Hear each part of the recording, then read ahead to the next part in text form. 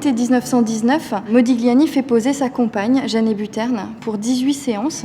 Donc il continue son principe qu'il a déjà entamé dans les sculptures, de d'épurer le visage, un visage assez avec une forme de masque. On voit très bien l'arcade sourcilière qui continue, le nez des deux côtés, donc vraiment quelque chose de très, très simplifié. C'est vraiment les coloris de la dernière manière, donc beaucoup de brun, rouge, la ligne elle est assagie, elle n'est pas brusque, les coups de pinceau sont lissés, et ça c'est plus ce qu'on retrouve dans la dernière manière de Modigliani.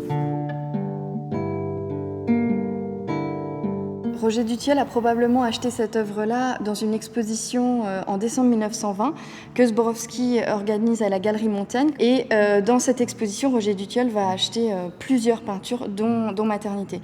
C'est une œuvre donc, qui est rentrée assez tôt dans sa collection. Hein, donc probablement la première œuvre qu'il a achetée de Modigliani, c'est en 1917. Donc en 1920, il en achète au moins 5 lors de cette exposition. Et puis petit à petit, il va continuer à en acheter.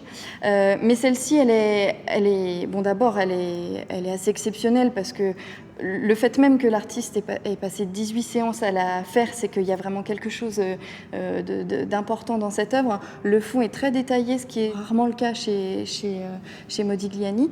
Et cette œuvre, c'est un peu un testament de la dernière manière, on pourrait dire. Et Roger Dutilleul avait conscience que ce tableau était important dans la carrière de Modigliani et il l'a prêté très souvent à des expositions, une manière pour lui de faire partager sa collection.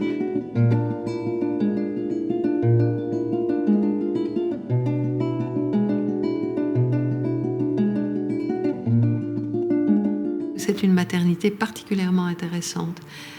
Une maternité concentrée, marquée par la sculpture,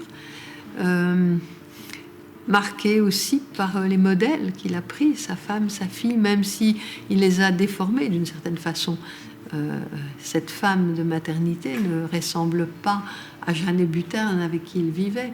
Et la petite fille est beaucoup plus âgée que l'âge exact de sa fille à ce moment-là. Mais j'ai surtout été interpellée par la posture. Cette femme qui retient cet enfant d'une main, mais en même temps qui le présente au spectateur. Et l'une et l'autre considèrent le spectateur avec une détermination, une résistance, alors qu'elle semble appartenir à une vie très difficile.